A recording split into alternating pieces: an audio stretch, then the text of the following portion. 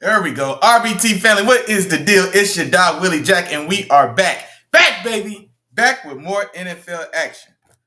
Now, y'all gonna have to excuse me just a little bit this morning.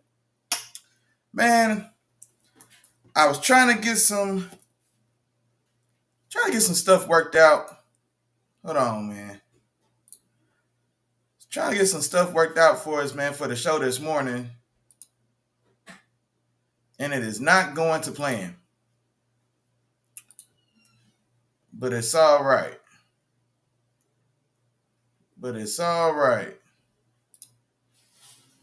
One second.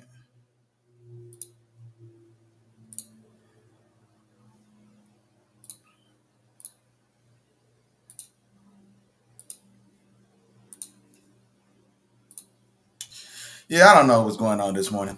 It's been one of those mornings. It was a rough night. Now it's a rough morning for your dog, man. I don't know what else to tell you. It was a rough night for your dog. It's turned into a rough morning. Maybe that's just gonna be the way it is. But nevertheless, how you doing? How you feeling? How your mama, sister, cousin, them doing? Okay, a couple y'all in the building already. Sis in the building. Happy Sunday to the good people.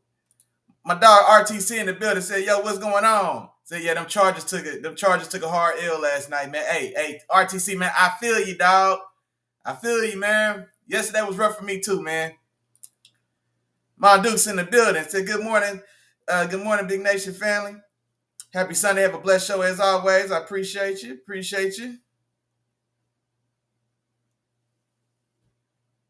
Let's see here. Who's this in the building? The Chancellor said somebody to summon him, man. Hey, welcome, man. Go ahead and get comfortable, man. I appreciate you tapping in. Man. But yeah, man, I was trying to I'll try to get it worked out. So of course yesterday was the opening of Wildcard weekend. And so we got some games to talk about from yesterday. AFC got the party started as far as the wild card goes. We've got 3 wild card games today. We've got the last wild card game in the AFC, and then we've got 2 NFC wild card games, and of course Monday night we've got a real good one scheduled, which will be the conclusion of the NFC wild card. Also, what else is on the schedule for today? The All-Pro teams were announced. That's right. So the NFL All-Pro teams were definitely announced. That those lists have been released. The first and second teams for both offense and defense. So definitely want to kind of tap in and check the temperature. How y'all feel about those lists that came out? Give my thoughts as well. Kind of similar to the discussion we had last show when we talked about the Pro Bowl, like the same way. So figured we get into that, and then just kind of, y'all know how we do. Just kind of see where the show takes us. We'll just kind of see where the show takes us. So it's all good. Let's see. But let me see. First off, to get this party started, let's go ahead and jump into the first game from yesterday. So 4-5 matchup from yesterday. Got the playoffs officially started for everybody. My dog RTC, I know you're in the building, man. So I know this might be a rough conversation for you, big dog. But this game was it started extremely slow. Like I said, the 4-5 matchup. Chargers go on the road to the Texans. The Texans had been struggling of late, so no secret there. And honestly, for everyone that was going to be on the road as far as team-wise, if your team was going to be on the road to open the playoffs, most people wanted to get into that 5 seed so you could have a chance to play the Texans, because the Texans were looked at as the most winnable, I guess, of the opening weekend's wildcard matchups. And so I know my Steelers had a chance at that 5 spot. We didn't handle business, of course. The Chargers end up getting that 5 spot. And like I said, it was thought to be like the most favorable of all the matchups you could have had to open the week. And so be that as it may, Chargers go on the road to Houston. Games, like I said, starts very slow. Chargers have an early 6-0 lead. And they look to be about to carry that 6-0 lead into halftime before things turn, quite literally, they just turn on a dime. Houston, I think, scored 10 points in the last minute of the second quarter. They actually go into halftime with a 10-6 lead. And then things just kind of went off the rails for the Chargers in that second half. The Texans, and then here's another thing as well.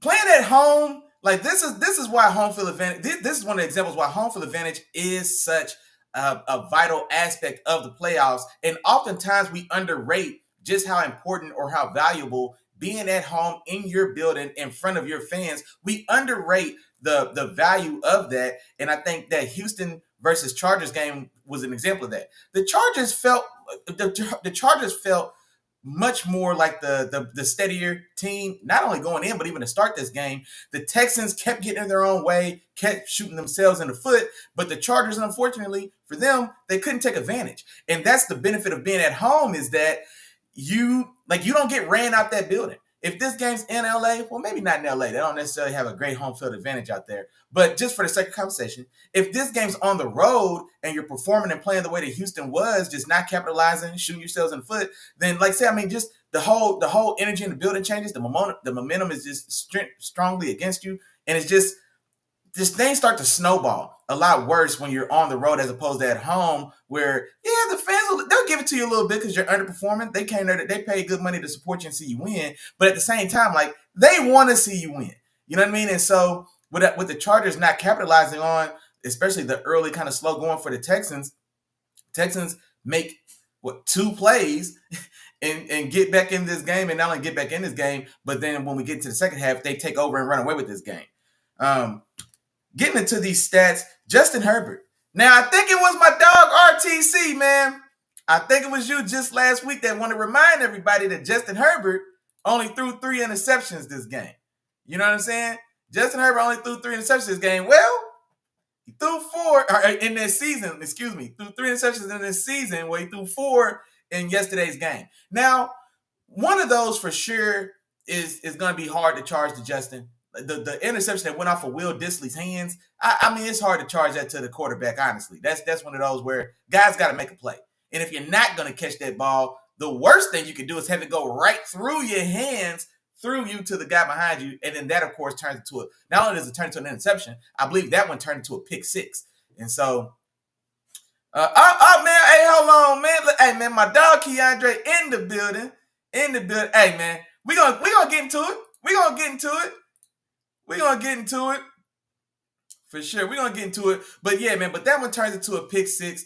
And then honestly, I mean, that was a pretty big spark.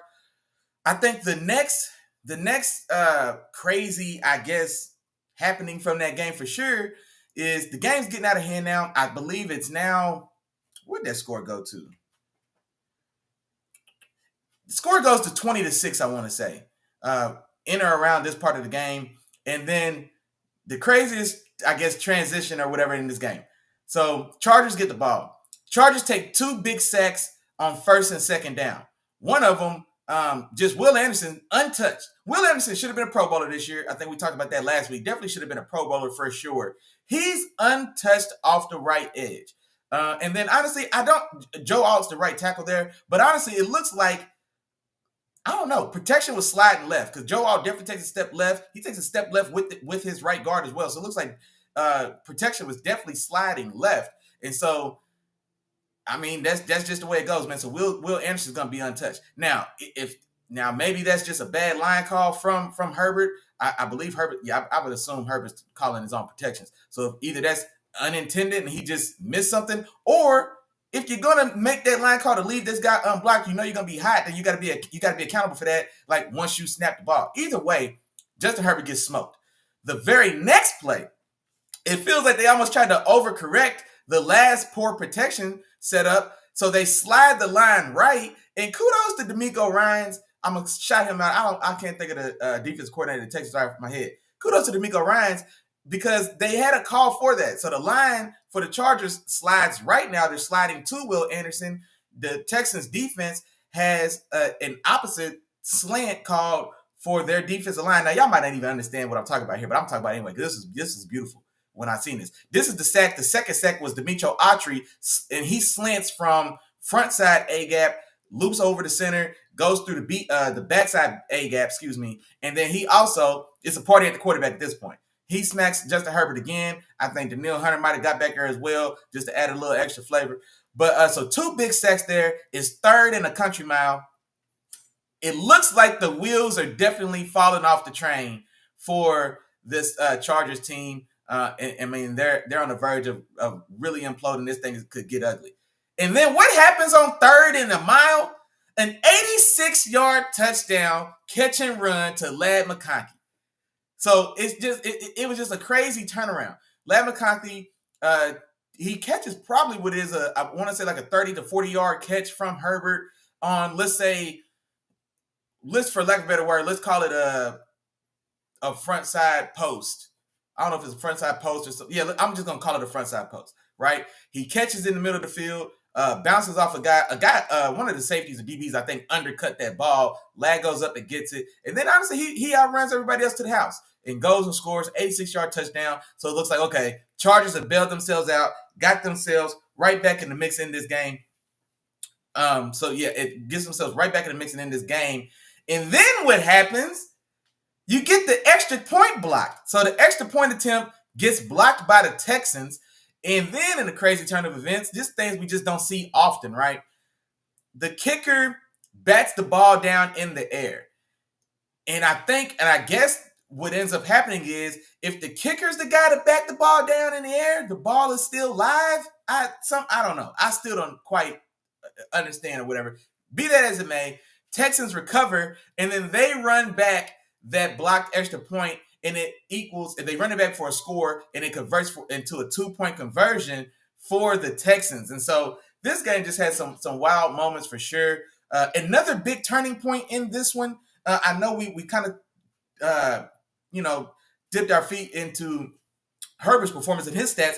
CJ Stroud still wasn't an ultra clean game for Stroud as well. One of the other big turnaround points in this game as well was an end zone interception.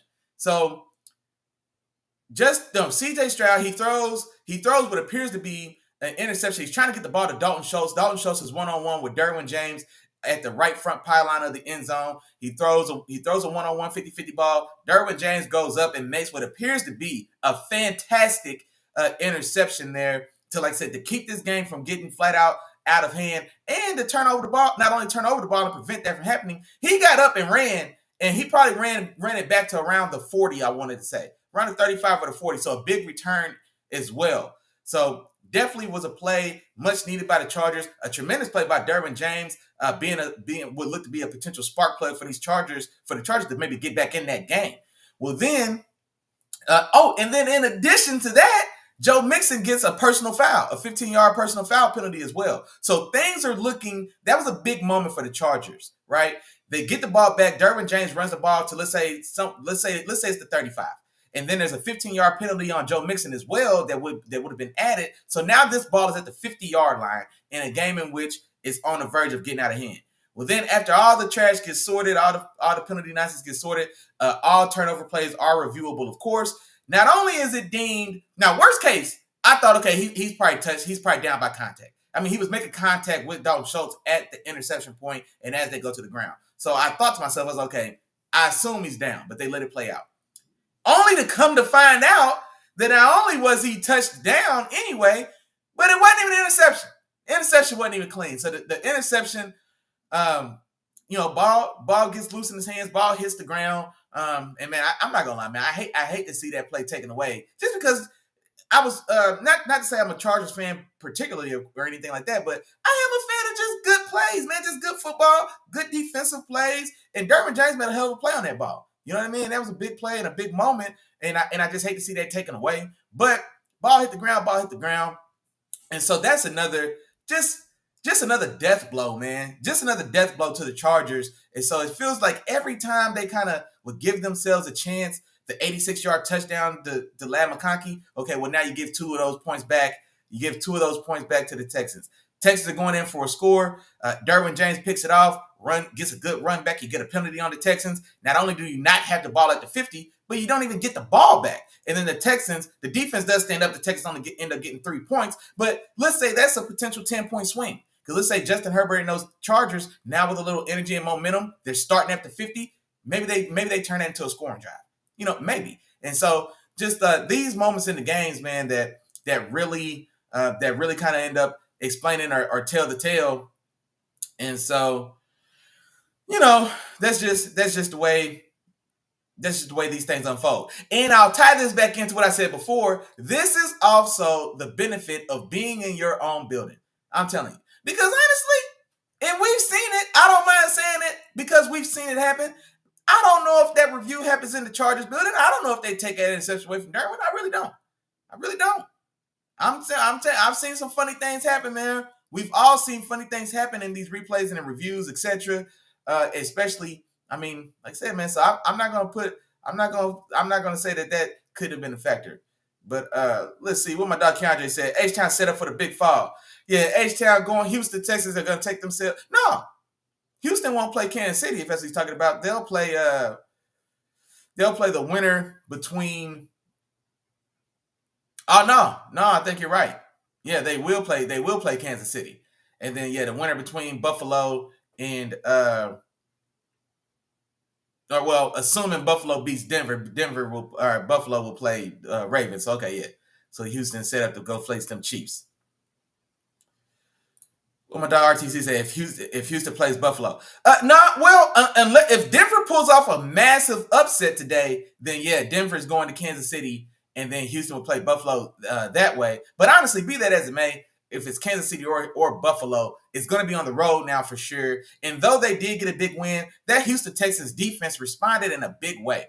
Last time they were at home in their own stadium, they got ran out the building by the Ravens. Now I can speak to that. I know a little bit about what that's like, being on the wrong side of that myself just last night. But Baltimore went in there and dominated that defense, especially in the running game. And so this was a big bounce back performance by this Houston Texans defense for sure. And they played very well, man. They played well. They were giving Justin Herbert and that offensive line hell all night. Herbert finishes with 14 for 32, 242 passing yards, 1 touchdown, that 86-yard catch and run to Lamb McConkey, and 4 interceptions. 4 interceptions, man. So rough day at the office for Justin Herbert. Rough day at the office for those Chargers, for sure.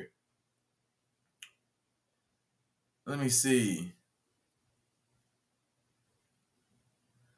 if I can catch up in this chat real quick.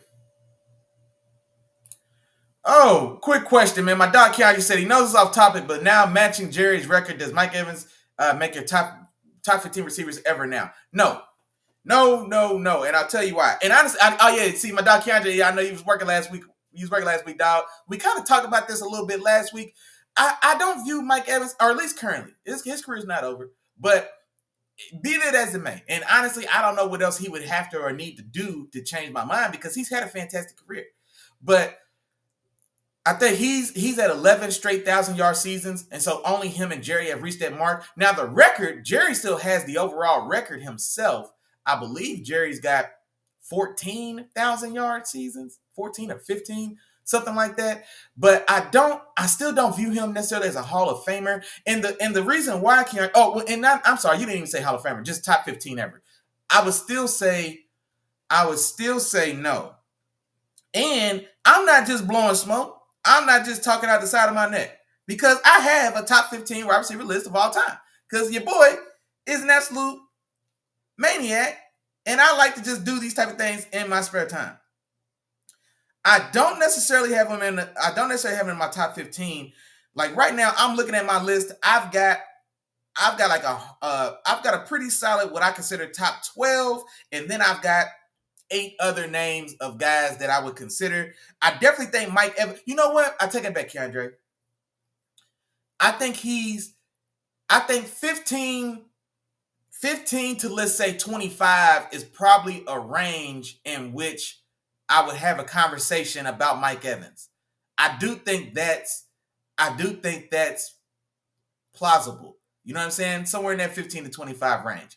And so inside the 15, I don't know. Inside the top 15, I'm not quite sure. But I think high side of his conversation for me probably would start right there around 15, and then 15 to 25, 15 to 30. You know what I'm saying? So I don't think I don't think it's far-fetched that maybe he could be within range of that. So that's a good question from a dog, Keandre.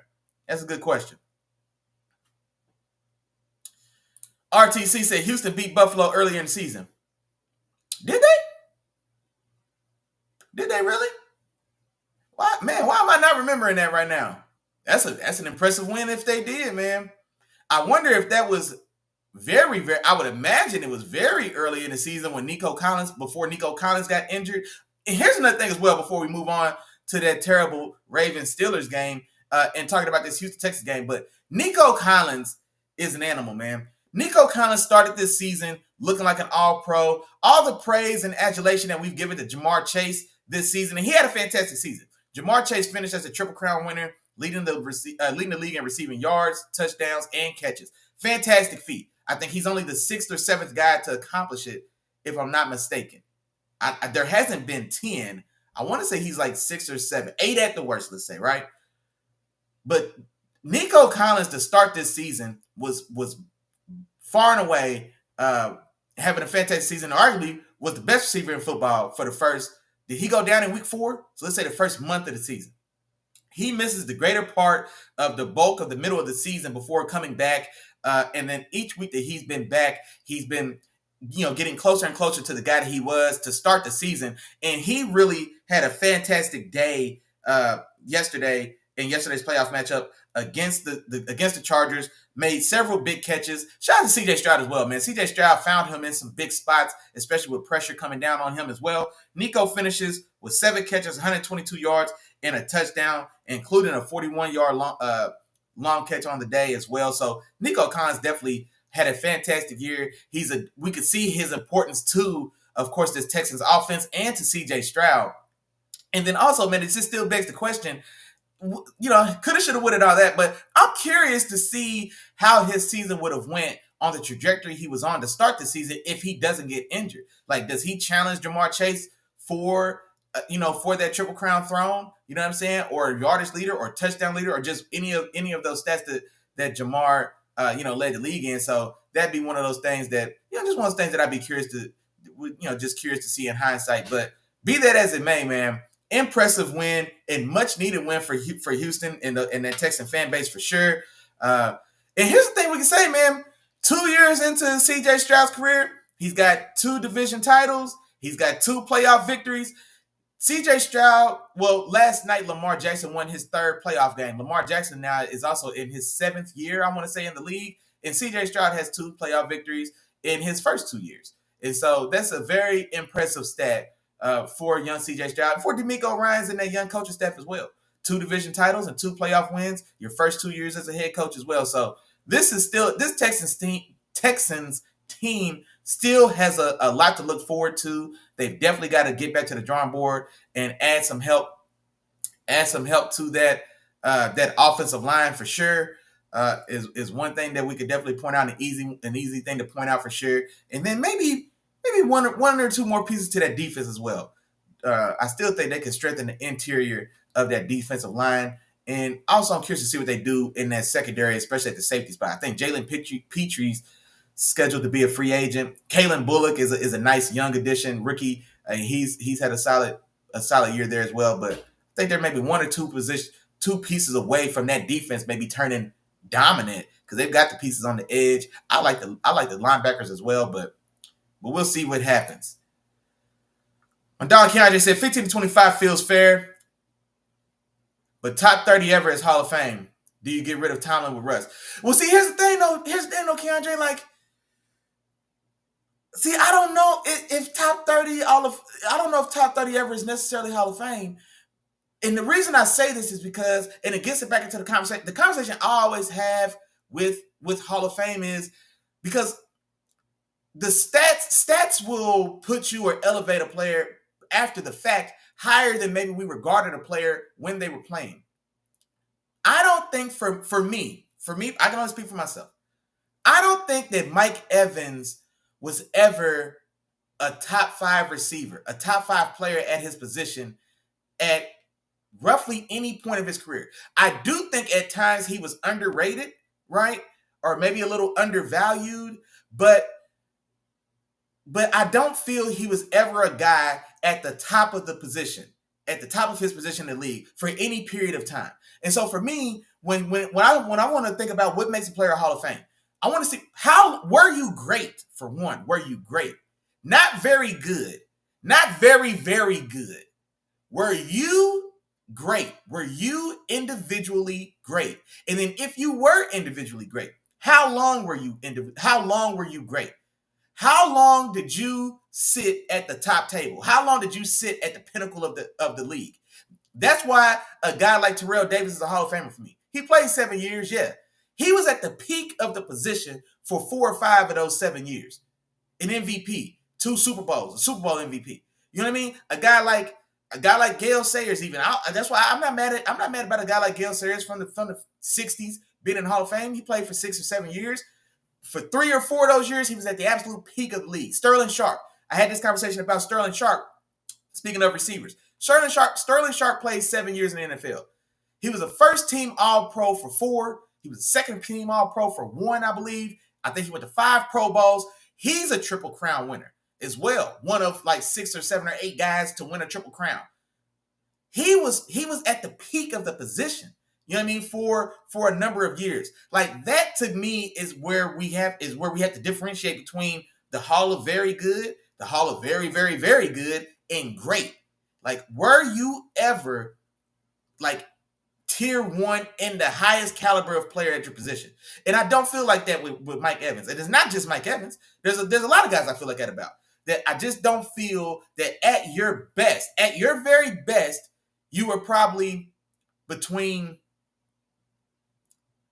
the 7th and 10th best receiver in the league. That's an accomplishment. It's the same thing I say about Frank Gore. At Frank Gore's peak, I don't think he was ever a top 5 back in the league. I don't, not me personally. He was always a very good back. You know what I'm saying? But he was always somewhere between 6 and 7 and 10. You know what I mean? I don't think he was ever in that first floor. You know what I'm saying? I don't ever think he was in that top floor of guys. Like Frank Gore, it gets back like in the NBA.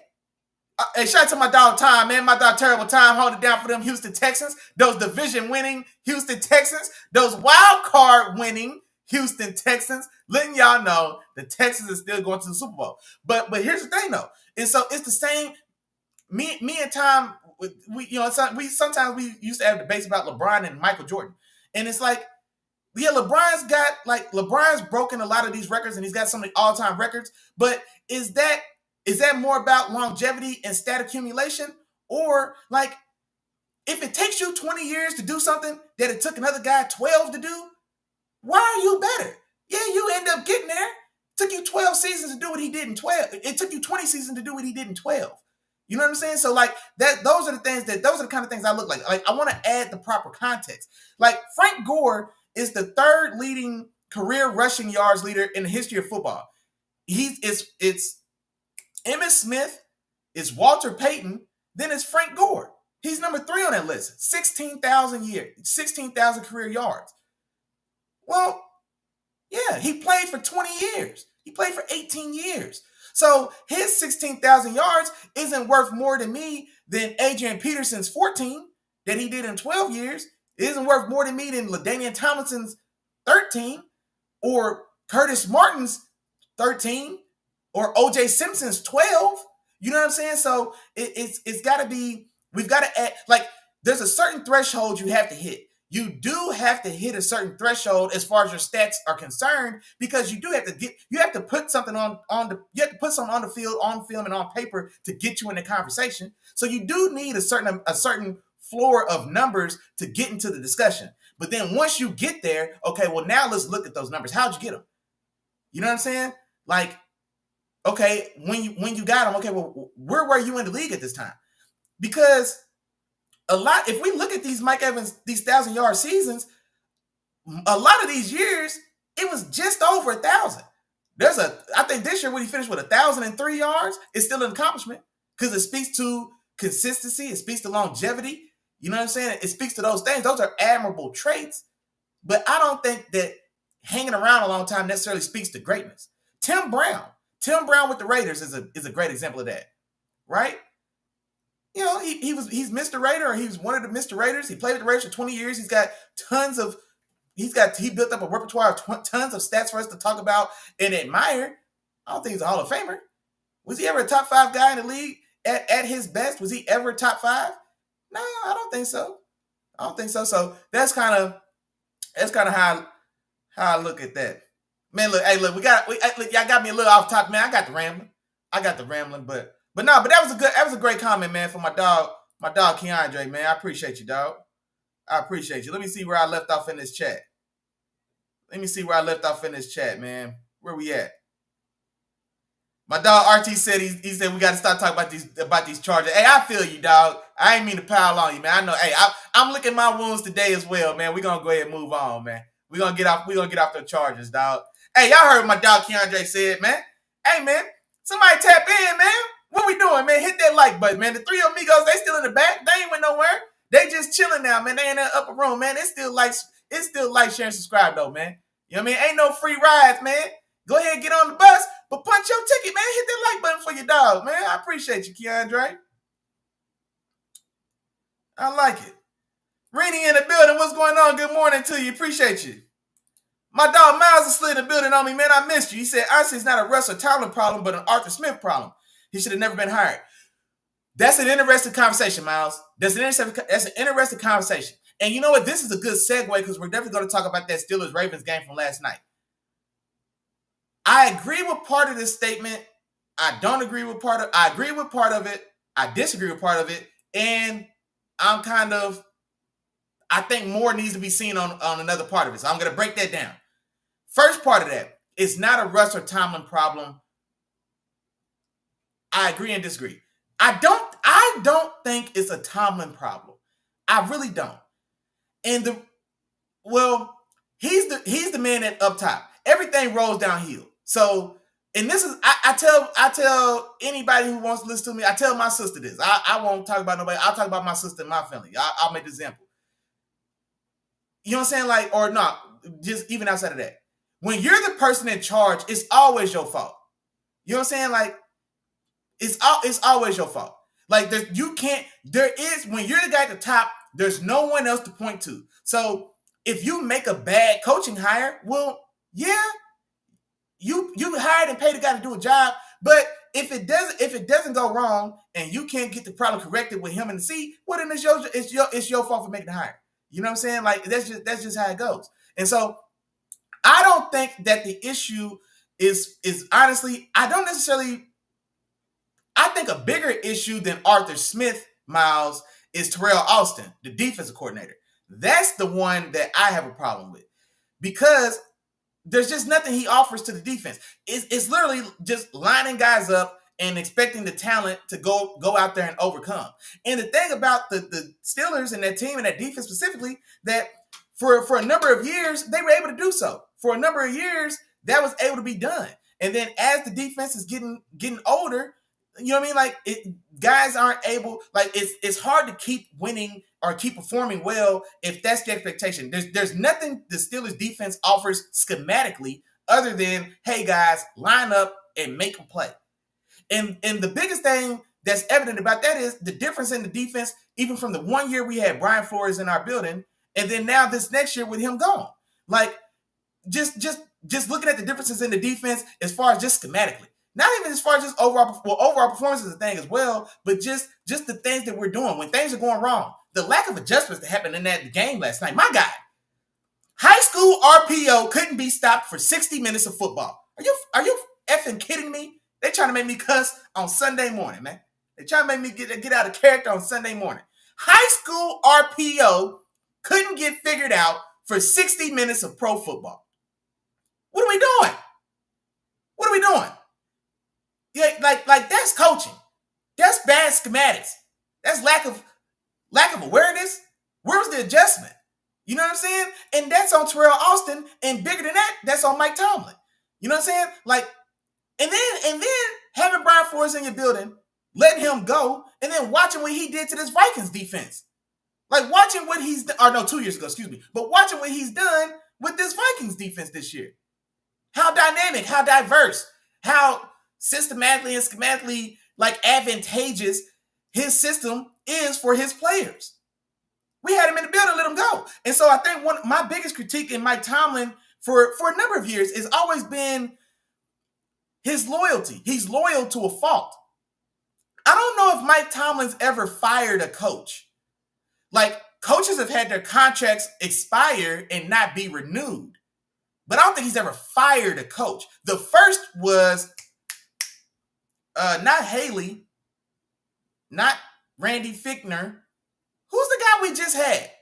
I erased him from my memory because it was so bad. Somebody help me on the chat. I can't even think of his name now. But I think that's the first coach that was actually fired. Even dating back to Bruce Arians when he was our offensive coordinator.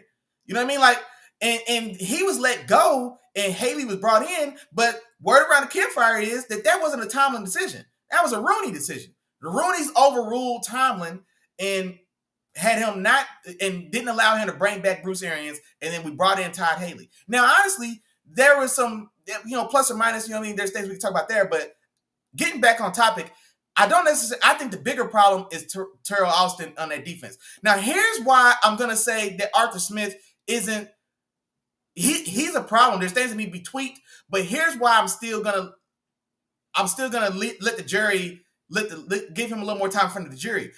We don't necessarily have the personnel to fit his scheme. So we didn't pick up Najee Harris's fifth-year option in the offseason, and it was because of this fact. He doesn't fit this scheme of Arthur Smith. He's not an outside zone runner. And so our lead back, our first-round draft pick, when he came out, whether or not that was a good decision or not, it is what it is. But he isn't a fit for this scheme. And so the things that Arthur Smith wants to do with this offense, the things that we've seen Arthur Smith's offense be very productive and very adept at, especially in the running game. Derrick Henry became a name in this league under Arthur Smith. So I'm not willing to, I don't think it's a matter of Arthur Smith not knowing what he's doing. Like, we don't have the pieces in place. So we don't have the personnel to fit what Arthur Smith wants to do. That's the biggest issue with Arthur Smith and his offense. Now, Arthur Smith has compounded those issues by terrible personnel management. That's my biggest gripe with Arthur Smith. Like last night, and we're going to get into this game, but just jumping to the end for a very good example. The last fourth down of the game for the Steelers was 4th and 15. We're in 5 wide. Okay, cool. You know who's on the they trying to get me out of character this morning, y'all. They trying to get your boy out of character, but I'm going to chill. You know who's on the field on 4th and 15 when we go 5 wide? Connor Hayward, our fourth string tight end, Connor Hayward. He's a 4th string part-time tight end, part-time H-back, because he's not a full-fledged fullback. He's on the field as one of the eligible receivers. Jalen Warren, our backup running back, he's on the field in 5 wide as one of the eligible receivers. And then Van Jefferson, and I want to say, I don't think even Ben Skoranek, Calvin Austin. Yeah, Calvin Austin, of course, the guy who the ball went to. Where's Mike Williams? You know what I'm saying? Like, too often, like, we get like those things. Like Cordell Patterson being inserted in the game, Cordell Patterson not playing for 3.5 quarters and then being inserted in the game in the final 2 drives of the game in Cincinnati. Why? And getting touches. You know what I'm saying? Like, poor personnel management. That's probably my biggest critique for Arthur Smith. And then also, I mean, yeah, we just don't have the personnel to fit what he wants to do, man. So I think Arthur Smith, I see an avenue that his scheme could be successful, but like I said, we've got to get the players that can fit what he wants to do. And then also the O-line, man. The O-line is struggled. It's been no secret. Broderick Jones he's missed more times than he's hit. So I don't know, man. That's a multi-layered question, bruh. That's a multi-layered question, Miles. But I agree and disagree. And then also Russ, I don't know, man. I think Russ's decision making, especially down the stretch, really became a problem for me. And not only his decision making, again, last night is 4th and 15. If you're gonna throw a Hail Mary chuck it ball, excuse me, I'm not gonna get out of character Sunday morning. Why in the heck, Russell Wilson, on 4th and 15, you're just launching it's a Hail Mary checker ball. Why is that ball going to the shortest guy on the field? Calvin Austin is in the slot next to George Pickens. Y'all can give me whatever BS y'all want to about, well, the safety was mid-lining and he couldn't commit to GP because the safety was kind of playing the middle. Well, I don't give a damn. If the ball's going to go to Calvin Austin, who's got 3 Ravens defenders around him, then throw that same ball to GP. Like, what are we doing? You know what I'm saying? And then Russell also, like, leaning too heavy onto his legs. It almost felt like he started hearing the whispers about people wanting Justin Fields back in the lineup. And so now he wants to prove or show, like, no, man, I can still move. I can still run. How many sacks did we take him thinking he's going to step up in a pocket or thinking he still has the wheels to get the edge when he boots out and wants to scramble? So there's a lot of things that went wrong, man. And be that as it may, I went a long way around to say I still haven't given up on Tomlin, man. I still haven't. I don't know, man. Maybe it's the homer in me. But here's the thing about it. If Andy Reid could be fired in Philadelphia, if Bill Belichick could be fired in New England, nobody's safe, nobody's off limits. And that includes Mike Tomlin. Now, I like Mike Tomlin. I'm a Mike Tomlin fan. I'm a Mike Tomlin supporter for sure. But there's got to be some hard changes to this coaching staff done. Like, I wouldn't mind. I don't mind necessarily bringing back Arthur Smith because I want to see. I don't mind bringing back Arthur Smith if we're going to bring in the personnel to fit what he wants to do. You know what I'm saying? Defensive coordinator Terrell Austin, he's got to go. Offensive line coach Pat Meyer, he's got to go. He's got to go. Those are the 2 biggest changes I want to see. Somebody's got to come in and fix his offensive line, and then somebody's got to come in and really do a hard reset on this defense, man. It's got to be a hard reset done on this defense, but. Man, my dog Miles said he's worse than Ty Haley. I don't think he's worse than Ty Haley. Let's don't forget, Ty Haley had Big Ben, AB, and Le'Veon Bell. Now, if we gave Arthur Smith healthy Big Ben, prime AB, and prime Le'Veon Bell, what you think Arthur Smith offense would look like? Shit, boy, you crazy. So I don't think it's a fair necessarily comparison because at the end of the day, everybody's got to work with the tools you're given. So Ty Haley had work. You feel me? Like Ty Haley had something to work with. Arthur Smith doesn't. This offensive roster, especially, is just it's devoid of a lot of talent, and especially in the critical positions. You know what I'm saying? And so that would be the only difference. I don't necessarily want to say he's worse. I just don't think he has the talent that Ty Haley was given to make something cook. Hey, RTC, bro. Nah, man, we don't trip, bro. That's don't trip. I ain't mad at it all, man. Everybody's welcome, man. Everybody's welcome. Said 1,000 for 11 is great. Never heard of the table, but always has a seat. Never head of the table. See, but that's the thing. 1,000 for 11, like, no, it's a great accomplishment. It doesn't speak to him being a great player. He's a very, very good player, and that's a great accomplishment. But I don't think, like, stat accumulation doesn't equal greatness, not in my mind. Great is great. Great is individual. Great is set apart, is set aside. So, like, yeah, that's a great stat. Doesn't mean he's a great player. Frank Gore has 16,000 rushing yards. He's number 3 in the history of this league. That's a great stat. He's not the 3rd greatest player at the position. Arguably, we could probably all name 10 guys. Keandre, a good example of what you just said, right? You just gave me your top 10 running backs, I think it was last week. Frank Gore didn't make your top 10. He's got 16,000 rushing yards. There's only 3 guys with 16,000 rushing yards in their career in the history of the league. Frank Gore is one of those guys. He didn't make your top 10. You know what I'm saying? So stat accumulation doesn't necessarily equal greatness. Let me see. My dog Ty talking to y'all in the chat. Man, let me get caught up in this chat, man. Hey, NFL questionnaire. Hey, he was right. He was right, man.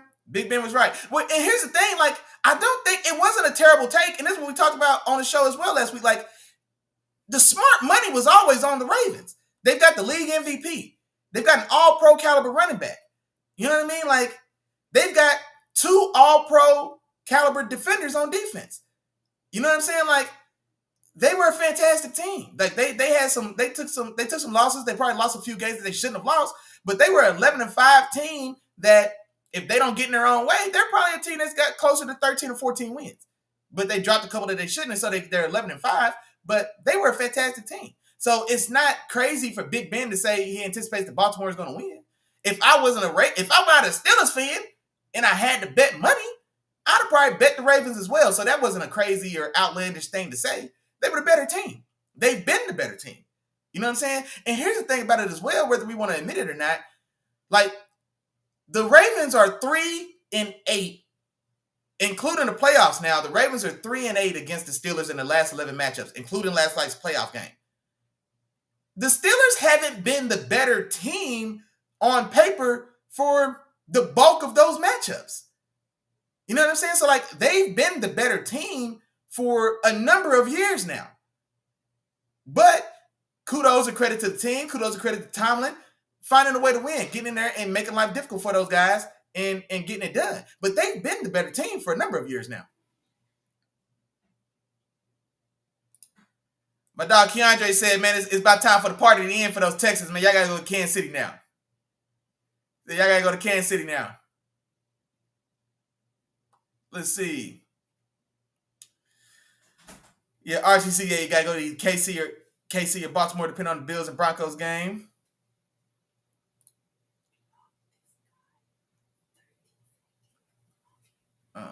And then Tom said he wants that Kansas City smoke. He said he wants that Kansas City smoke. He said he ain't going to run from it. I ain't going to lie. I'd rather have Kansas City too. I'm not going to lie. Like, if my road had to be, like, I would rather play Kansas City next week than play in Baltimore next week. Or excuse me, than play in Baltimore or Buffalo. I would rather play Kansas City than Baltimore or Buffalo if I'm the Texans. So I agree with that. I agree with that. I hope it's KC too. And the reason why, I think the Texans have a fantastic pass rush, especially on the edges, and that's the biggest weakness of that Kansas City team is both offensive tackles. And the Texans have 2 of the best pass rushers on the edge in the league. And so the Texans' greatest strength on defense is their edge rush and Derek Stingley, who has a fantastic game as well. We didn't talk about him in that Chargers game. He had a fantastic game. But you've got Derek Stingley and those 2 rushers. Like, that we can see what happened, man. That gives them the best chance, I think. I think that gives them the biggest chance as far as the potential matchups go. Their edge rushers versus Kansas City's tackles. Let's see. CCB, California Country Boy. There you go, man. California Country Boy, man. So, yeah, the Chargers lost. Rams the best teams in L. Or the Rams are the best team in LA. I mean, we'll see, man. The Rams got something to do today. We'll see. We'll see what the Rams get done today, man. Rams gotta prove something today. Let's see. I'm trying to catch up in this chat. Matter of fact, while I catch up in this chat, I know we kind of talked about it, man, but I'm gonna go ahead and put it on the board, man. Last night's game, Pittsburgh goes to Baltimore. We get dominated, man. There's no other way to say it. No other way to say it. I won't run from it, man. I'm not scared of a hard truth, man. We got dominated. And talking about this game, I like what we attempted to do last night as far as how this game started. You're on the road Saturday night in Baltimore. Ray Lewis is out there doing the stanky leg. You know what I'm saying? So, like, energy's high. It's cold as hell. I like that we won the toss, took the ball, and we came out being aggressive. This might have been the first game all year that we threw a pass on first down to start a game. Like, and that's another thing about Arthur Smith that we can say, Miles, getting back to that. The predictability of the play calling, man. Run, pass. There was a lot of run, pass. It just, it was sickening. So coming out last night and being aggressive on offense, passing the ball, that definitely was the way to attack the Ravens defense. And honestly, in the second half of the game, we did start finding little pockets of success doing that. We come out, we throw a pass, little 5-yard hitch to the most reliable pass catcher we got, Pat Freiermuth. He drops the ball. Look, I could have pulled out one of my locks then. Come on, man. 5-yard stop route, hit you in the hand, you put it on the floor. So I'm like, great, here we go. But we come out aggressive, and I really like that. We still, that one play doesn't derail the whole drive, because that's another thing that seems to happen. When one thing goes wrong with this offense, it snowballs, and then we just can't get out our own way. But it didn't. We pick up a first down. We didn't start with a 3 and out. Seems like that's the way things have been going as well for the last 2 months. We actually moved the ball. We approached midfield before we end up punting. Now, here's where it pissed me off. Russell Wilson, some of this is just going to be one of the things that Russell Wilson has always dealt with. He's short. He doesn't read the middle of the field well. He can't see over the lineman in front of him. He steps up and tries to scramble on a 3rd and 5. George Pickens is running a shallow cross going from right to left, right across his face. He has a step on his defender. That's an easy pitch and catch. Should have been a first down. Should have been the second first down on that drive, and we should have continued moving the ball. Instead, Russell Wilson never sees him. He gets a little pressure. He steps up. He tries to run. He gets tackled, right? And then we punt the ball away. Here's the next part of this that really just deflated me right out the gate. We punt the ball. Baltimore's punt returner, he muffs the punt. He recovers it, but he muffs it. Baltimore starts the drive inside their own 5. I think they're at the 4-yard line. They go 95 or 96 yards on their opening possession and score a touchdown. My God. And the way they did it was high school RPO. It was no trickery. There was no extra additional motion. There wasn't any orbit motions by a receiver going one way and then the other. There was none of that. High school RPO. And some critical 3rd down completions, right? Like 2 critical 3rd down completions. And then other than that, high school RPO took them all the way down the field, man. It took them all the way down the field. And it still should have been a field goal. 3rd and 15. We get them backed up once they get to red zone. 3rd and 15. Dante Jackson. I don't know what you're doing. And I don't want to get too involved in it. Y'all don't even know who that is, man. But he's been a liability at the corner position, especially in the red zone. Yeah, man. He had a terrible game, but he's had a terrible game for the last 2 months. But anyway, man, they go down. It's 7-0. We get the ball. We move the ball a little bit more. First quarter ends. It's 7-0 at the end of the first quarter. Regardless of how anything looks, it's 7-0 at the end of the first quarter. We stymie ourselves again. It's 3rd and short. Pat Freiermuth, he's running an out route. Pat Freiermuth is about 6'4", let's say 250 pounds. He's been guarded by Ardarius Washington, undersized safety from TCU. I liked Ardarius Washington coming into the draft like 3-4 years ago a lot. Anyway, that's the matchup. Freiermuth gets the pass in the flat, gets stopped short, get tackled by 5'8", 190-pound Ardarius Washington. I don't even know if he's 190 pounds. But here's the thing about it. I was upset at Pat Freiermuth initially because I was like, man, you got to win that battle. One-on-one in the open field with a guy you outweigh by 60 pounds, you got to win that battle. You needed 6 inches. You ain't get him. You got to win that battle. Now, the low man wins. Big and strong and taller only means so much. It's a leverage game in the NFL. So, Ardarius Washington, that's a fantastic play. Fantastic tackle. Low man win. Hit him low and keep driving. And he did just that. Textbook. Fantastic. But it was a bad pass for Russell Wilson. And this is why I'm going to tell you it's a bad pass. Not that it was incomplete. He put the ball on the wrong shoulder. He's running for an out. The ball needs to be out here. He catches it. He turns upfield. He keeps running. He gets the first down. We needed a yard. Instead of being a catcher here, turn upfield and keep running, he has to spin around. Ball's on the inside shoulder. Now he has to do a 360 extra ballerina style catch. And then he has to spin back around to get himself going. And by now, the safety comes up and makes that tackle. And so that's on Russ. It's bad ball placement, period. Like, we have to be that critical because, for one, you're a veteran. You're a Super Bowl winning veteran. And it's the playoffs. Having the ball on the wrong shoulder is the difference between a first down right there and punting the ball. Now, the question Steelers fans are having this morning is, well, why didn't we go for that one on 4th down? Honestly, it's 7-0. We're inside our own 30 on the road. So, in hindsight, it's easy to say we should have went for it. There's no guarantees we get it. How successful have we been on 4th and short? How successful have we been on 3rd and short? So it wasn't clear and decisive that we should have went for that, honestly. No, maybe we're on our 40. Maybe we're on our 40. But if I'm not mistaken, I think this is our second possession. It's a 7-0 ball game on the road. Let's say we're on our 40. I would like to go for it. Y'all know how I feel. I believe, like, control the game, man. Win or lose the ball in your hand. I definitely get that.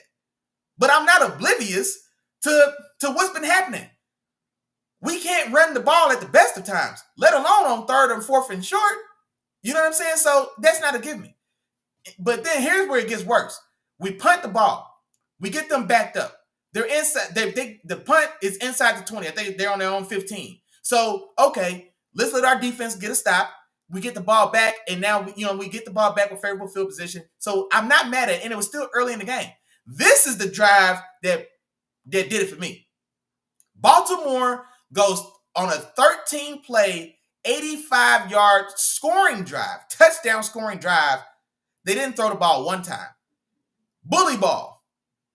No other way around it. 13 straight runs. 13 straight runs down the field from your own 15 before you punch it into the end zone for a touchdown. Like, that right there was heartbreaking. And the thing about it is, high school RPO. Like, the first matchup we played with the Ravens, we played on the RPO, we played Lamar. And we overplayed Lamar, but we played Lamar. So Derrick Henry ended up having a big game because nobody went with him on the get. We wanted to force the ball into Derrick Henry's hands. And Derrick Henry did what he was supposed to do. He went for like 150 yards that first matchup.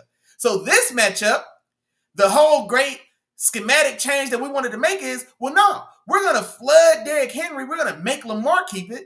I'm not opposed to that, but we didn't execute. Because if TJ Watt and the ends and Alex Highsmith, whoever, if the backside pursuit is going to fly to the running back, linebackers got to scrape. My dog Miles, if Miles is still in here, you know what I'm saying, one of my former linebackers back in the day, he knows what I'm talking about. It's got to be one or the other. If the edge is flashing, if the edge is going to flash or flood or whatever terminology you use in your defense, if the edge is going to flash, then the linebackers got to scrape. Both guys can't go for the running back. And that we were leaving Lamar naked on the RPOs. Every one of them went for between 6 and 12 yards. And so it just terrible execution, man. Just terrible. And all the way down the field, man. Hey, Karen, man. Hey, man, it was hard out here, man. Hey, I'm glad you seen it though. I'm glad you tapped in. Hope you liked it. Share it and subscribe if you want to. But man, hey, it was rough, man. It was a rough go. It was just a rough go. And then the third scoring drive, whatever. It's 21-0 at halftime. Like, my God. You know what, bruh? If you'd have told me 21-0, if that game would have finished 42-0 at that point, like, I wouldn't have. If you'd have told me that game was going to end 42-0, I'd have probably believed you, man. I'd have probably believed you. But honestly, we do come out in the second half. We actually get a stop. I think we got our first we got our first 3 and out of the night in that second half. Offense does actually find a way to score the ball. You know what I mean? We get a touchdown. So I'm thinking, great. 7-21. Get a score, get a stop. Get one score, get one stop. Then start the process over again. 21-7 after we get our first touchdown to Van Jefferson from Russell Wilson. Beautiful. Everything was out and up. Van Jefferson gets a touchdown on the left side of the end zone. Defense gives Derrick Henry, lets Derrick Henry break one for 40 yards, a 40-yard touchdown run from Derrick Henry. That right there, like, it's like just dagger after dagger, man. We could not step up when the moments mattered most, man. We get that touchdown, we get a stop there instead of letting Derrick Henry break for 40 yards and a touchdown, making the game, returning the game to a 3-score game now. You know what I mean? Like, there was a small window of possibility or chance that maybe we could climb back in this game. But 40 yards later, Derrick Henry to the crib, 28-21, still now down 3 touchdowns again. We get another stop later on in the game. We get another touchdown. GP up the right sideline finally. Makes a catch, spins on the guy, makes a safety miss, walks into the end zone, 2-score game. And then, we get a stop and now the offense can't get on track. I mean, so there was a very small window, man. We gave ourselves just a small breath of life, but we were never in that game. Like, if we'd have found a way to come back and win that game, that'd have been more about the Ravens collapsing than us, like earning that win. You know what I'm saying? And they didn't collapse, and they shouldn't. You know what I'm saying? They were a good team. They were a fantastic team, led by a great player, MVP of this league, if you ask me. So, like I said, man, they went out there, did what they had to do, man. They dominated, man. Hey, man, yeah, it was rough. Okay, hey, it was rough, man. It was definitely rough. It was rough. Hey, my dog RTC said he got to go to the funeral for the Chargers later on, man. Hey, I feel you, dog. I'm gonna attend the eulogy of the Steelers myself, man. I'm gonna attend that eulogy of the Steelers myself, man. I feel you.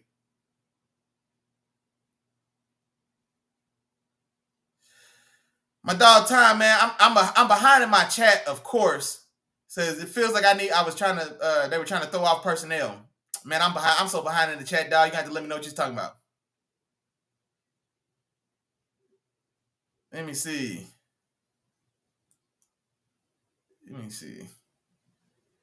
Oh, all right, here we go, man. My dog info questionnaire says he got a prediction for today's game, man. Buffalo 30-26. Man, that's a good transition. NFL questionnaire. That's a good transition, man. Let's talk about these matchups, man. First one on the day, man. Denver goes on the road to Buffalo. It's a 2-7 matchup. I've got Buffalo winning this game. I've got this from 28-20. Buffalo getting the dub. Honestly, man, I think with Denver's defense, Pat Surtain, fantastic year, all-pro caliber year. He's in the running for Defensive Player of the Year. Zach Allen, man, defensive liner for that Broncos team. He's had a fantastic year as well, man. I think Zach Allen was a guy. I'm not sure, did he make the Pro Bowl? I'm not sure if he made the Pro Bowl. He probably is a guy that was deserving of such. And then also, he's had a fantastic year. Nick Bonito, edge rusher for the Broncos as well. He had a fantastic year as well. He's a Pro Bowl. I think he's a Pro Bowl starter in this one as well. I think he arguably, he should have had some all-pro consideration as well. So this is a very talented Broncos defense. But Buffalo has Big Josh, man. Buffalo has the great equalizer. When you got one of those ones, you've got a great equalizer, man. It's just no other way around it. That's why Keandre and these Chiefs fans are as confident as they are, because all that other stuff sounds cute. Oh, the offense isn't good. The tackles are terrible. All that stuff sounds good, but they've got a great equalizer. You've got Patty. And Patty, whether he's playing up or down, good, great, or otherwise, when the game's on the line, he can make it happen. And he makes it happen more times than not. Josh Allen is that for Buffalo. So they don't have terribly good weapons on the outside, especially Amari Cooper, blah. Keon Coleman, he's a rookie, blah. Khalil Shakur, he's been that leading receiver. He's played well, but you know what I mean? None of these guys changes the temperature in the room. James Cook is a very good back. The offensive line for Buffalo is pretty solid, but the weapons necessarily, especially on the outside, they don't particularly scare anyone. But you've got a big gun. You've got a great equalizer, man. You've got a Josh Allen. And Josh Allen, and we've seen what he can do, man, when it's time to. We've seen him 6 touchdowns in LA. We've seen him 4 touchdowns in Detroit.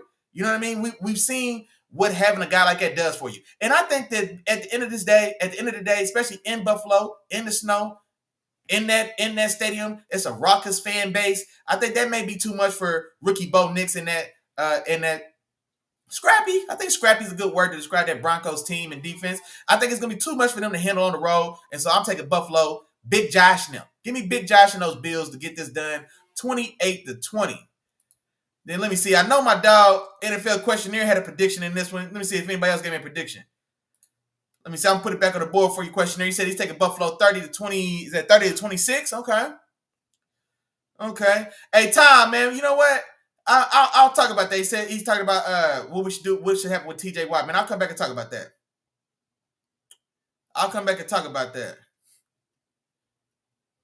Let me see. I was checking to see. I was making sure that nobody else give me a prediction on that Buffalo game. Making sure I didn't miss anybody. Okay. Doesn't look like nobody else had a prediction, so we'll keep it pushing. Next matchup for today. Where am I at? Here we go. Philadelphia at home against Green Bay in a 2-7 matchup. This is going to be the NFC Wildcard opener. Give me Philly in this one, man. Give me Philly 27-24.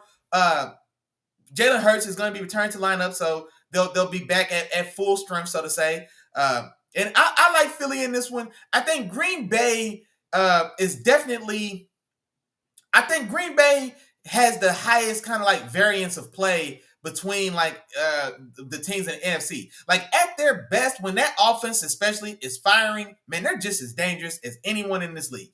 You know what I mean? But now they are injured. They are a little beat up. Christian Watson, of course, went down last week. He tore an ACL. He's back out for the rest of the season after already kind of battling and coming back from injury to start the season. Jordan Love was beat up to start the season, came back, got beat up again to close the season. I'm not sure exactly, how he's going to look today as well. So if for Green Bay, man, it looks like I think they're overmatched, and like I said, they've had their own struggles to stay in this game and be competitive for sure. Josh Jacobs has to really kind of carry the load in this one. I think they need a massive performance, a massive day from Josh Jacobs and that offensive line as well to really give themselves a real chance in this one. And you know what? I'm not gonna lie. Now that I just talked myself through this game, I think I need to spread this out a little bit more. I'm going Philly 27-21. 27-21 Philly. But I do think healthy Philly, Jalen Hurts being back there, back in the lineup, Saquon and that offensive line, those starting receivers, A.J. Brown, Devontae Smith, everyone is now well rested. You're at home, and they've got, like I said, this is a team on a mission. Saquon didn't chase that. They didn't chase that record for Saquon because they've got the biggest prize of them all in their sights, and they're motivated and ready to do it. And I think they get it done, especially in this opening wildcard weekend at home against a beat-up Green Bay team. So I'm going Philly 27-21. Philly 27-21. My dog Questionaire's got a score for me. He's taking Philly to win. He's got it tighter than me. He's got a Philly 20, Green Bay 17. Okay. Not mad at that. Let me see if anybody's gave me a score. Let me see. Okay. Oh, my bad, man. I see farther down in the chat, man. My dog Tom gave me a couple predictions. My dog Tom said he's taking Denver in the upset. Denver 28 to Buffalo 24. Okay. Now, Tom, are you taking Denver in this upset because you want Denver to go to Kansas City? Is that what you said you wanted Kansas City? But if Denver wins, Denver goes to Kansas City. So do you want to play Kansas City or not? I don't know. Because here's the thing, though, Tom. I don't think y'all want to play the winner between Buffalo no. I guess if they won, it'd be y'all against the Ravens. Nah. I don't think y'all want that Ravens smoke again. We seen what happened the last time the Ravens went to y'all building. And now y'all got to go to their building. Yeah, no. I ain't going to lie. I ain't going to lie, man. I think Kansas City is still the matchup I would want if I was y'all, bro. I ain't gonna lie. I don't want to run into Big Josh. I don't want to run into Baltimore either, bro. I wouldn't want to. But let's see. Moving on, man. What we got next? Oh, he said he just don't think Buffalo is that good. Man, really, dog? Why? I can't understand why you Buffalo's not that good, but Denver's that good? Like, what are you saying? So Denver's that good? It's one thing you saying Buffalo's not that good. Well, then how good is Denver? They better than Denver, ain't they? Come on, man. I don't know. It's one thing for you not to think Buffalo's that good, but they playing Denver. So how good do you think Denver is, if that's the case? But hey, I feel you there, bro. Don't nobody want to get in front of them Ravens. I ain't gonna lie. I hope Buffalo wins because Buffalo's the only team I can see stopping the Ravens. Buffalo's the only team I see stopping the Ravens, man. So I need Buffalo to win. So I need Big Josh to beat Buffalo. I need Big Josh to beat Baltimore, man. I need Big Josh to beat Baltimore. I can't have Baltimore win another Super Bowl, man. I can't watch Baltimore win another Super Bowl. I can't do it. So I need Buffalo to win so Big Josh can handle that for me, man. And that's still going to be a hell of a game, man. It's going to be in Buffalo, thankfully. That's still going to be a hell of a game. Let's see. What we got next? Next on the docket. Here we go. Tampa Bay at Washington. Now, this is honestly, like, I can't wait to watch this. I think this is going to be a good-ass game, man. I'm taking Tampa Bay. Take Tampa Bay in the game, man. Y'all know how I feel about Big Baker Mayfield, man. I think Big Baker Mayfield gets a wild card dub, second year in a row. I'm taking Tampa Bay at home, 27-23. Now, Washington is more than a live dog in this game for sure. Jaden Daniels, arguably the offensive rookie of the year. I think it's a two-horse race between him and Brock Bowers. But Jaden Daniels, fantastic rookie season.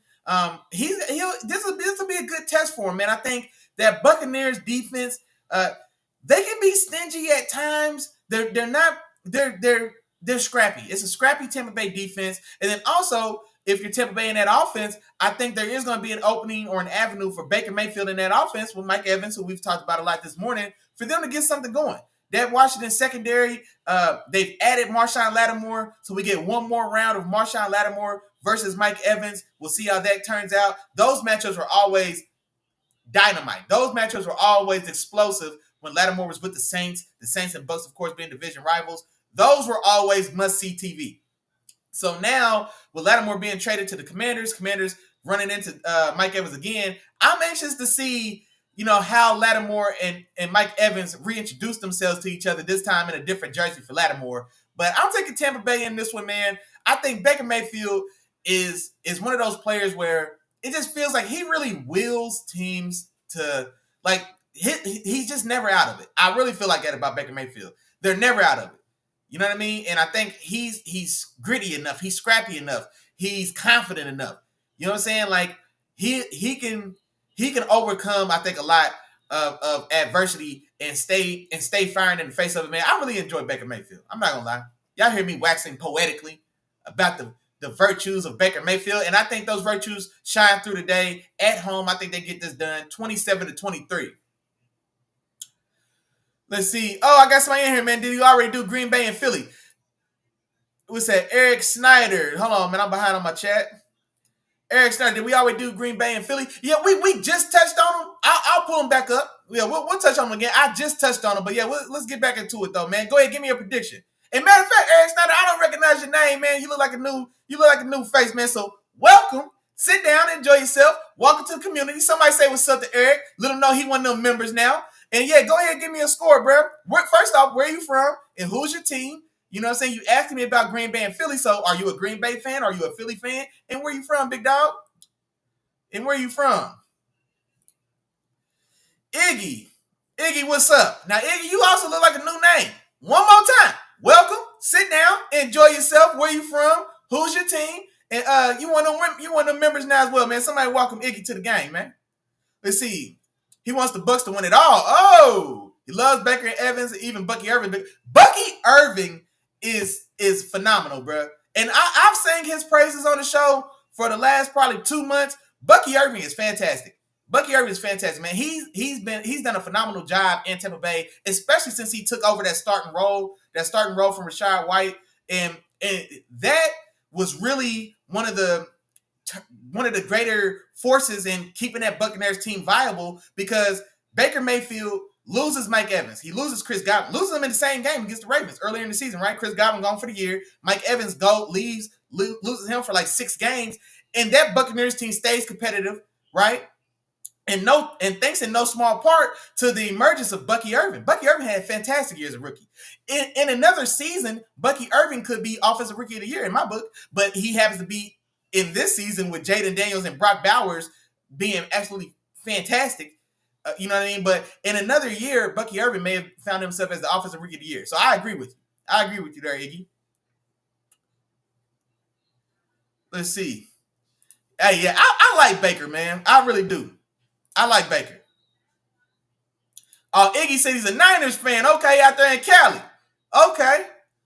Now, what you want to do with Brock Bowers? What you want to do with Brock Purdy? Let me know. What you want to do with Brock Purdy and Shanahan? People was talking about Shanahan like the Niners should trade Shanahan to the Bears. All type of stuff, man. I'm curious to know.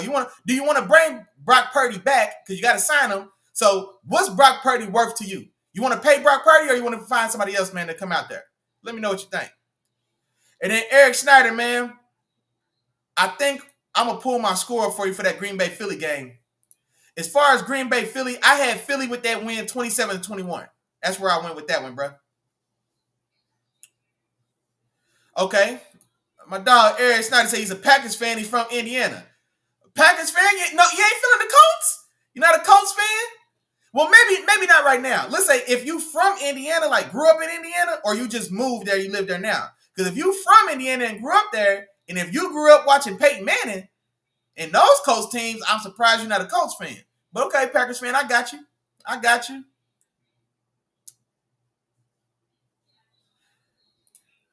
Say, host that younger team can score early. Go, Pack, go. Yeah, no, I agree. If the Packers are going to win this game, I definitely think they've got to. One thing they can't do, they've got to get touchdowns. They can't substitute field goals for touchdowns. They got to take advantage. They got to put points in the paint. They got to get sevens.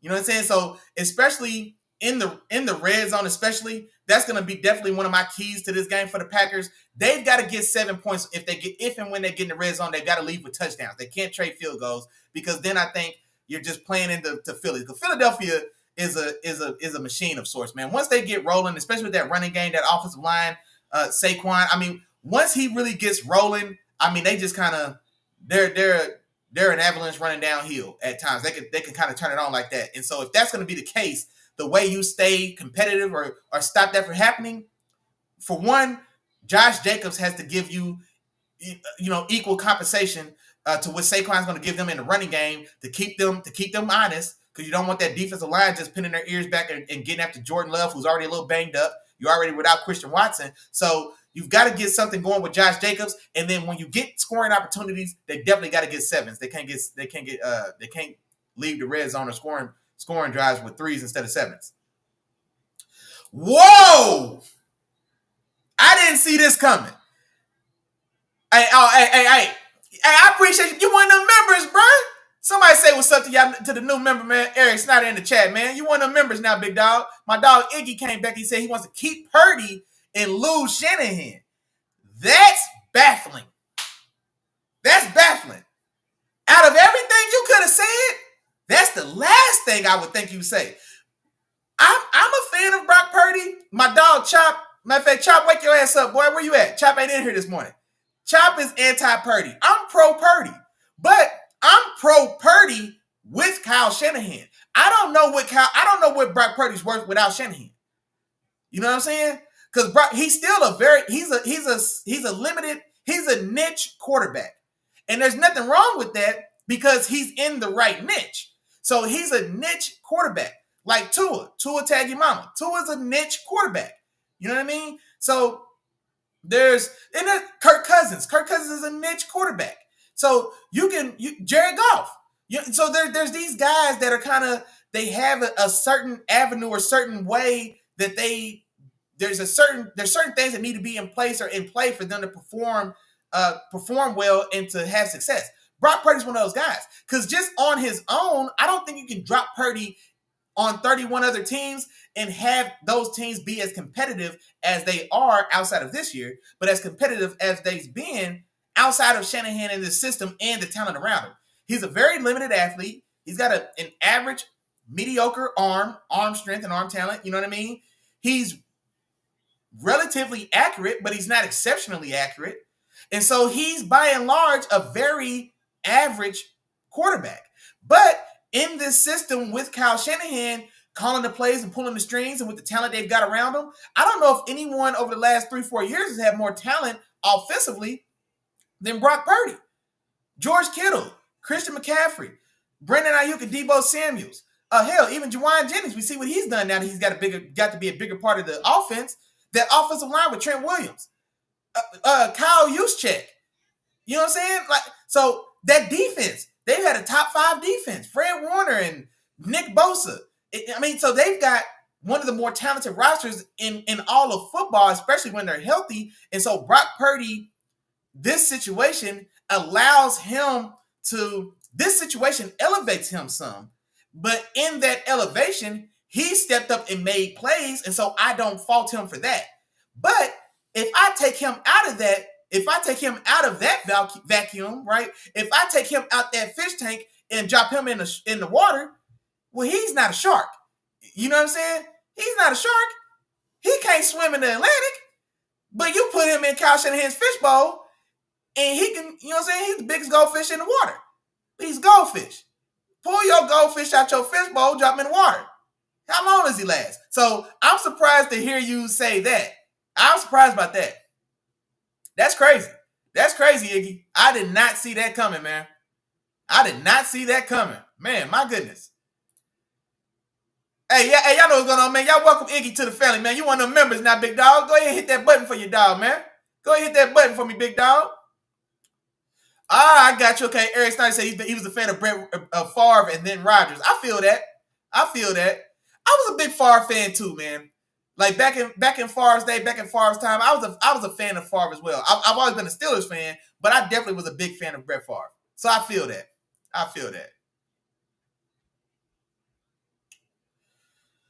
Star said he needs Don, Romeo, and Jaden. Help me out. Who's Don and Romeo? Who's Don and Romeo? Oh, Romeo Dubs?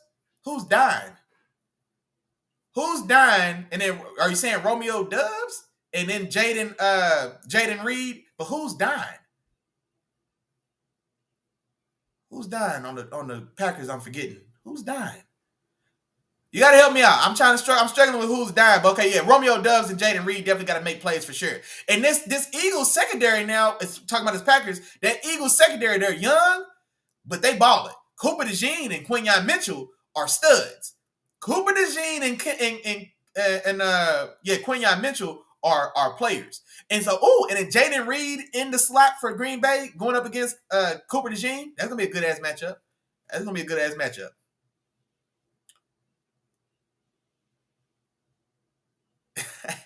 Hey, I feel you, man. He said Peyton was good, but he didn't like them jerseys.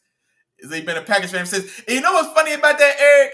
I felt the same way about the Seahawks. I hated the Seahawks jerseys like growing up. Those Matt Hasselbeck Seahawk jerseys, those Sean Alexander Seahawk jerseys.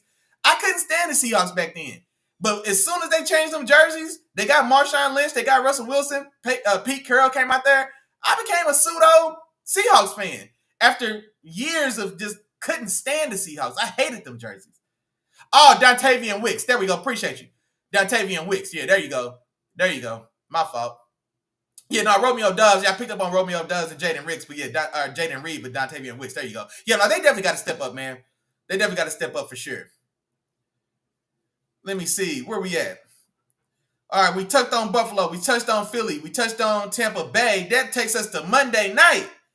Monday night wildcard matchup. Minnesota on the road at LA. Now, this is a revenge game of sorts for the Vikings. They went out to LA probably a month or two ago now, but earlier this season, and they lose this game. It was a close enough game. There's more than a few questionable calls in this game. This game ended on a safety.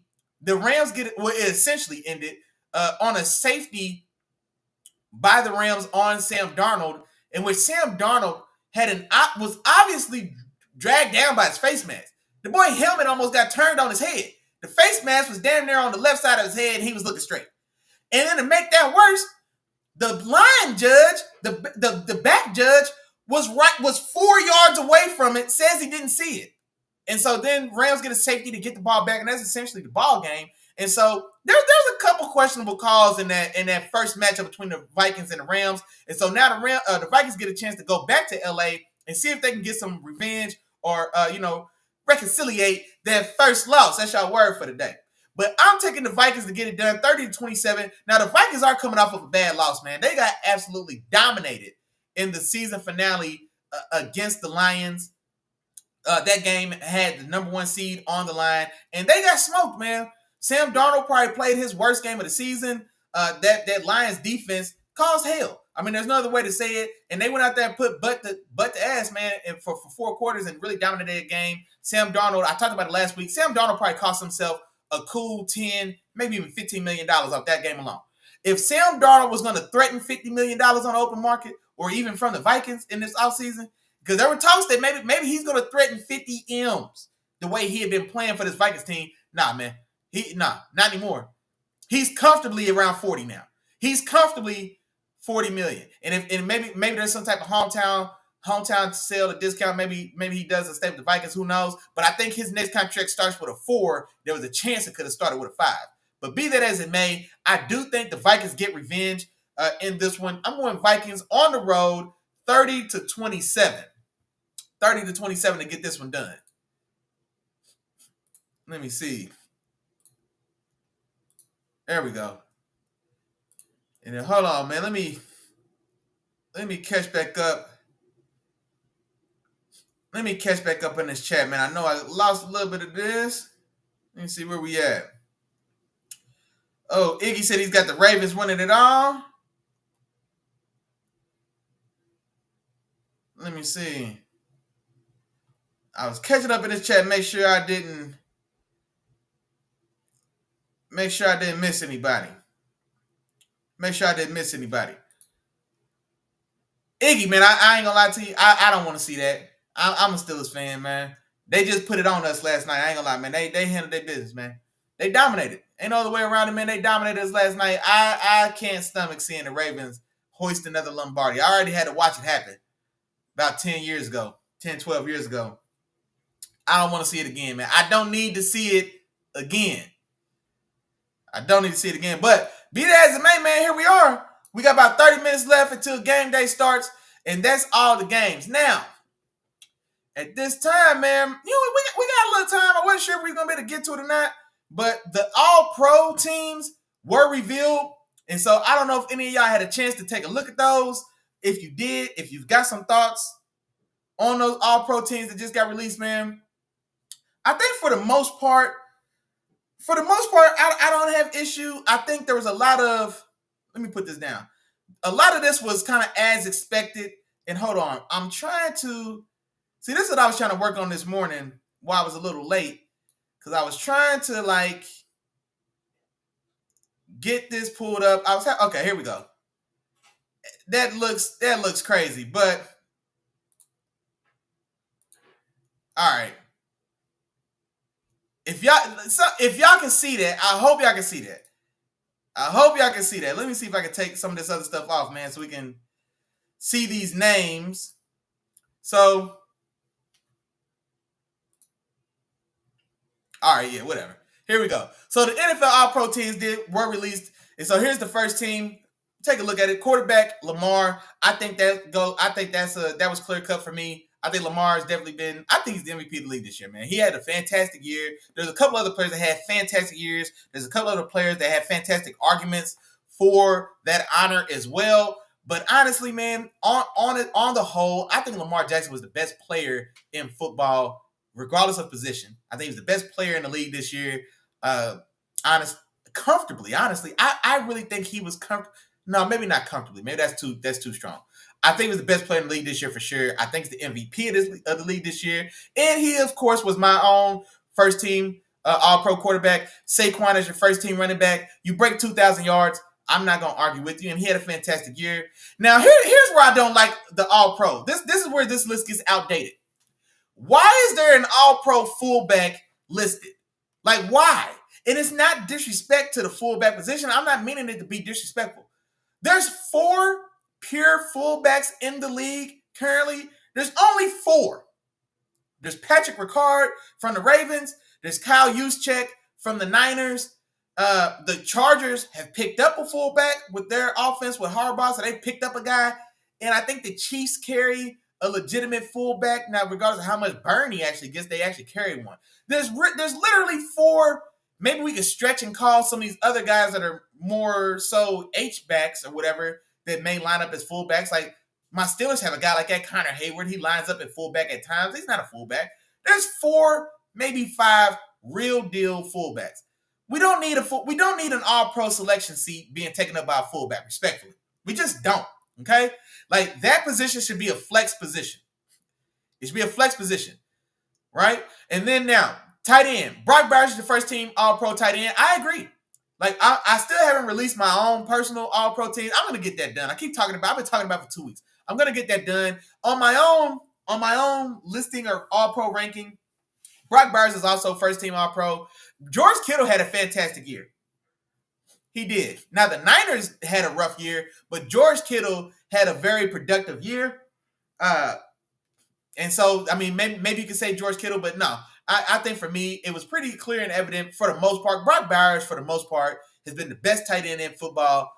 I'm from opening week, essentially from opening week. So I love that he got that accreditation. I think he earned it and deserved it. Jamar Chase and Justin Jefferson as your wide receiver 1, wide receiver 2. I think both those guys were unanimous as well when I looked at the voting. So I, of course, agree there.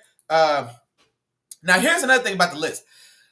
If we're going to list 3 receivers, because right now this All-Pro list has 12 people listed. Well, why are we having a 12-person offense?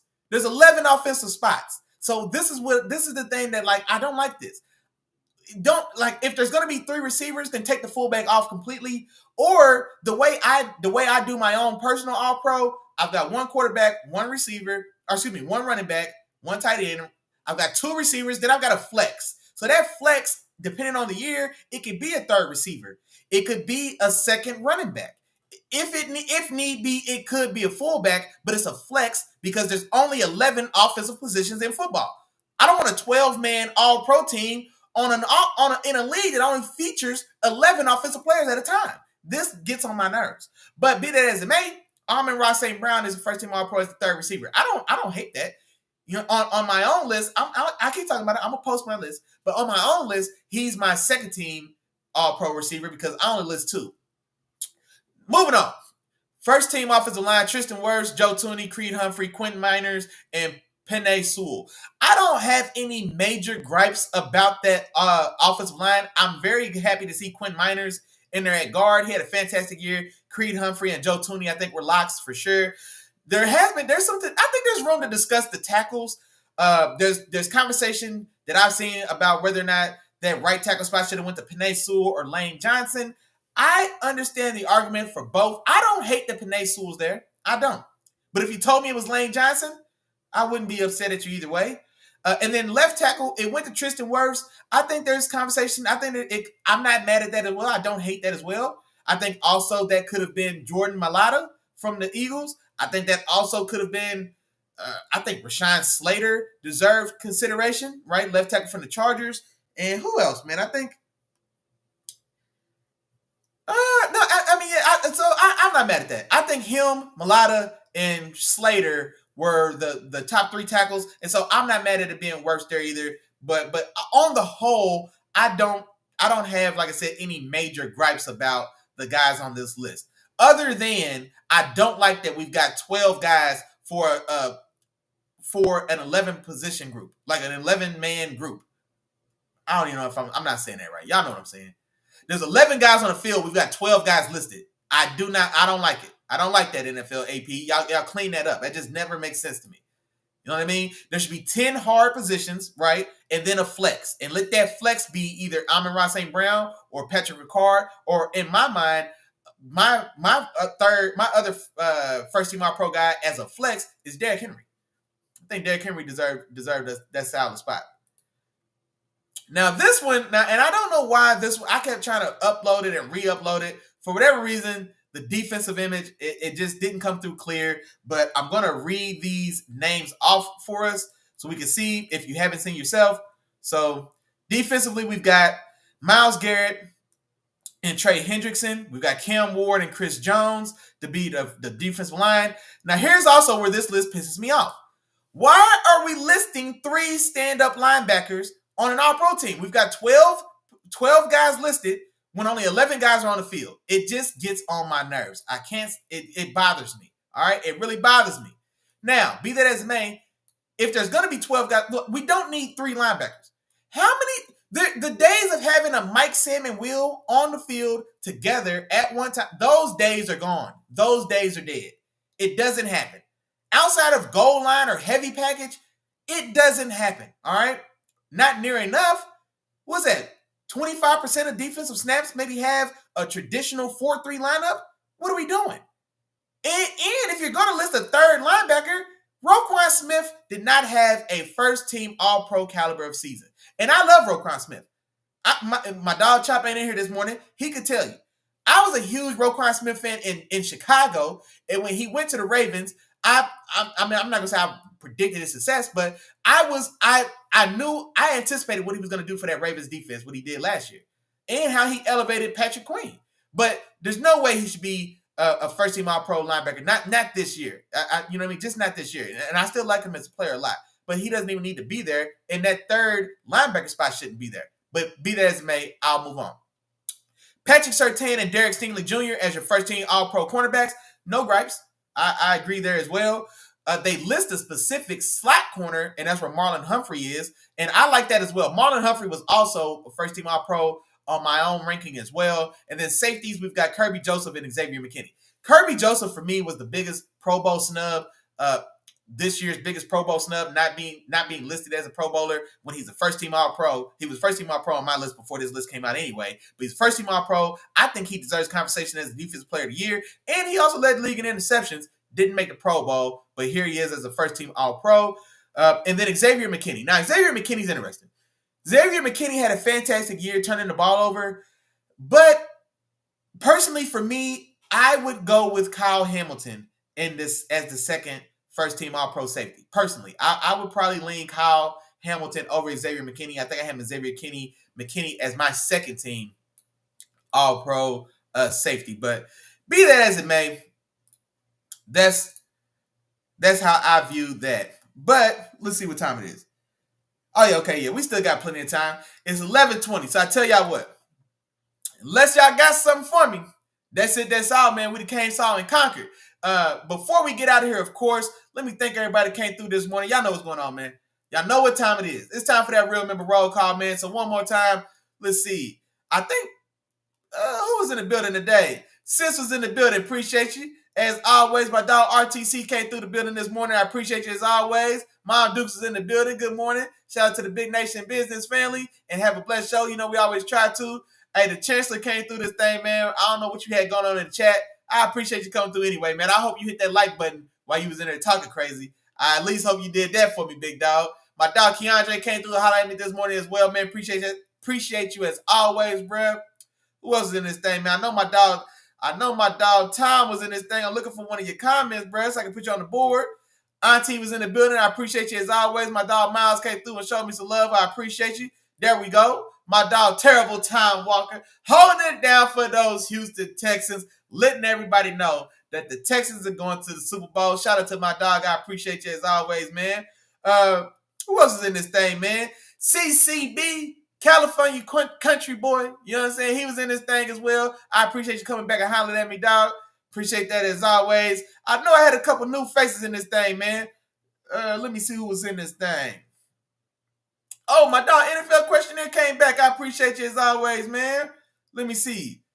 Oh, man, look here. See, I got the chat was going so crazy, man. I couldn't miss some of the comments that I probably wanted to talk about. My dog questionnaire had a good one for me, man. Had a prediction. He's got the Vikings 20-10. Oh, Vikings don't get home because of the fire.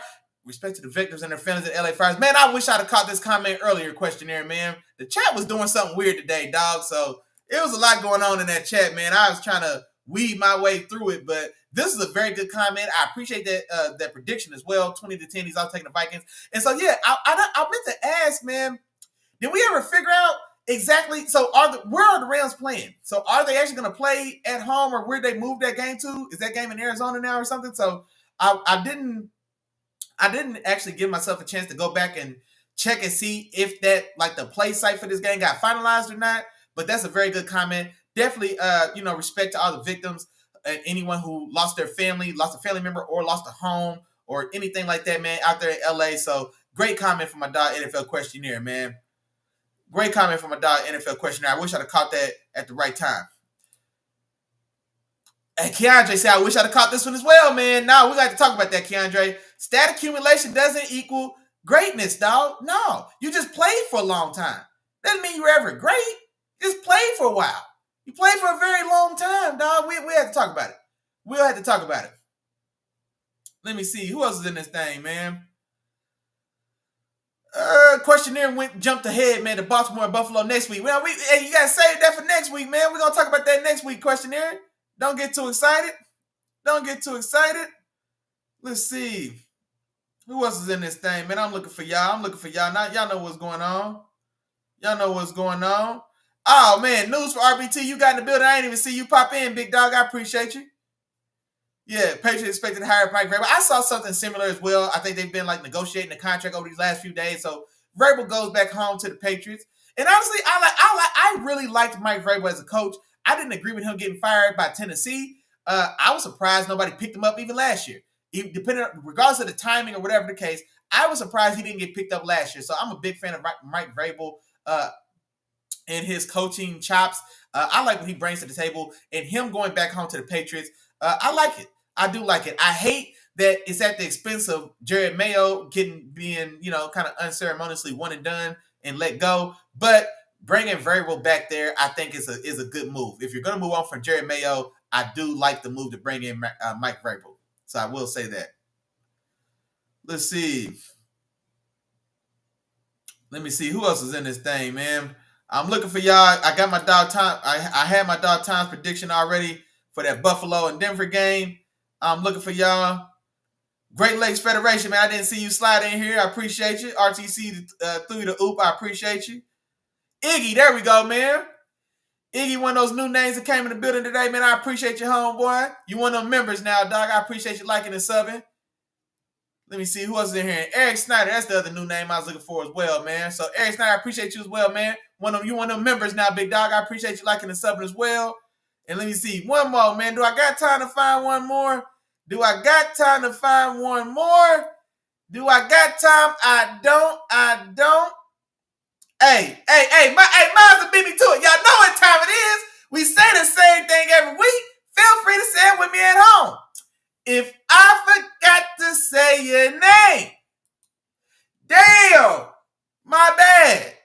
But charge it to my head and don't charge it to my heart. You know I'm thinking about you, big dog. Appreciate all the love and support as always, man. Appreciate all those new faces as well, man. Y'all members now, man. Y'all members now, all right? Tap in with your dog, man. We get busy, man. We try to go live and have a little fun, man. We go Wednesday nights at 7, Sunday mornings at 10 o'clock. So we'll be back Wednesday to recap the rest of these wildcard games as well. And, man, just have more football fun, man. And Keandre, man, rain check that conversation about stat accumulation equaling greatness. We're going to run that back. Man. But other than that, y'all got 10 minutes? No, y'all got 15 minutes. Y'all know what time it is, man. Get a wife and kids something to do. Or the husband. Get a husband something to do. Tell him to get out your way, man, because it's football Sunday. Find your favorite spot on your favorite couch. You get your favorite adult beverage in your favorite hand. You turn your favorite team on your favorite TV, and you enjoy your football Sunday, big dog. Other than that, y'all have fun. Y'all be safe. Y'all got 15 minutes to get situated. I'll see y'all Wednesday at 7 o'clock. Until then, peace. Wait a minute. What would I be doing if I didn't play the outro music? Play the outro music, and y'all enjoy your Sunday.